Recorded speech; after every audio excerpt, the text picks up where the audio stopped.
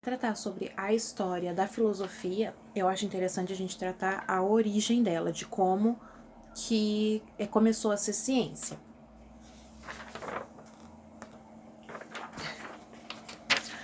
Então, aí a filosofia ela começou entre os gregos, também conhecido como os helenos. Antes eles tinham um conhecimento somente sobre os mitos, era a explicação para tudo, e que tudo também era algo divino. Então, por exemplo, se tinha um trovão, era Thor que estava bravo ou feliz, os mares agitados era Poseidon, e enfim. Os gregos, eles eram povos que eles eram... Outros povos também contribuíram para esse desenvolvimento da filosofia. Os egípcios, eles contribuíram com a aritmética, isso, a geometria, e os babilônicos com noções de astronomia. Então, daí os gregos juntaram tudo isso, transformando a prática na teoria, e que daí veio o espírito teorético, que os gregos eles eram fascinados por conhecimento. Daí, então, para a gente se aprofundar um pouquinho mais, eu peguei a parte sobre os 3 pilares que foram os principais para o desenvolvimento da filosofia. Eu acho que daí, então, os 3 pilares principais foram, primeiro, a arte, a religião e as condições sociopolíticas favoráveis que eles tinham. Na arte vieram os poemas homéricos e líricos, que os poetas naquela época eles eram como professores.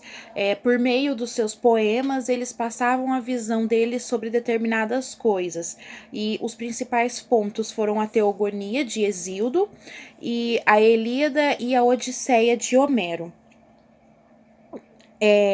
Eles narravam fatos e as causas da realidade por meio do místico, dos deuses e homens, o bem e o mal. Na questão da religião, os gregos eles eram politeístas. Era uma religião pública, a religião pública era a mitologia, os deuses. Também tinha a questão do orfismo, baseado nas produções. Assim, o principal ponto que ajudou no desenvolvimento do senso crítico em questão da filosofia foram as condições sociopolíticas favoráveis. Por volta do século 7 e 6 a.C., a Grécia sofreu grandes transformações socioeconômicas. Eles deixaram de ser um país predominantemente agrícola e abriu portas para o artesanato e o comércio. Então, daí se formaram grandes centros de distribuições, sendo o principal a cidade de Mileto. E com isso veio também a consolidação das polis, que eram as cidades e estados, que os gregos se referiam à sua estrutura de cidade como polis. Então, com base nesses fatos, a gente já pode começar a entrar nos períodos filosóficos, começando com o período pré-socrático, que daí a gente vai começar com Tales de Mileto, que ele acreditava que tudo vinha da água. Ele depois teve daí os seguidores dele, que foi Anaximandro com o Apeiron, a teoria do infinito, da evolução, e Anaxímenes, que tudo se originava do ar, que era a bruma.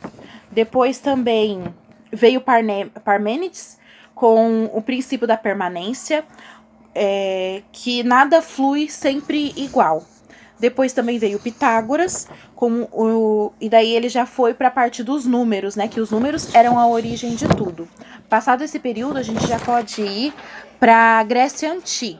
Na filosofia antiga, nós já podemos começar falando sobre Sócrates, que ele utilizava por meio da retórica, da maiêutica, dialética, debatendo com as pessoas. E ele se dizia ser um parteiro de homens. Ele queria incentivar aos homens, as pessoas, a sociedade, a procurar o conhecimento que eles tinham dentro de si. Depois, então, daí vem o Platão, que ele era seguidor de Sócrates, e ele escreve tudo o que Sócrates dizia, porque Sócrates não escreveu nada sobre o que ele debatia em vida. Platão também veio daí também com o mito da caverna, que foi basicamente uma homenagem também a Sócrates, uma grande homenagem, segundo as fontes que eu peguei. E depois também nós temos o Aristóteles, que ele já veio com um modo de pensar diferente, e ele também se aliou aos sofistas, aparentemente com interesses financeiros.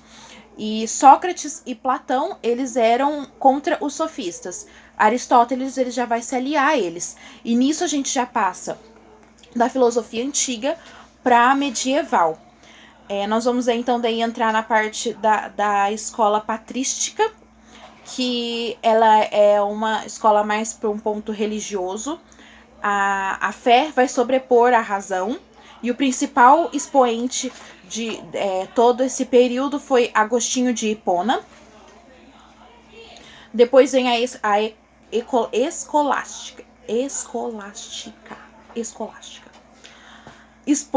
O expoente principal foi Santo Agostinho, e eles usavam a razão nas suas discussões, porém eles não dividiam com o povo, eles guardavam essas informações para usarem quando forem preciso. Aí, depois desse período, nós já podemos ir para a filosofia moderna, com Maquiavel, que ele era um renascentista, ele foi o divisor aí do período medieval com o período moderno. Locke com o liberalismo, Hobbes com que a população era submissa dos soberanos. Descartes aí veio com a base do racionalismo. E daí, a partir desse momento, a gente já pode passar para o período contemporâneo, onde vem Sartre, Nietzsche, Ludwig e Freud, que eles foram agora os pivôs da filosofia moderna, que veio influenciando até os dias de hoje. Freud, por exemplo, como foi o pai da psicanálise, começando na psicologia. E eu acho que é isso.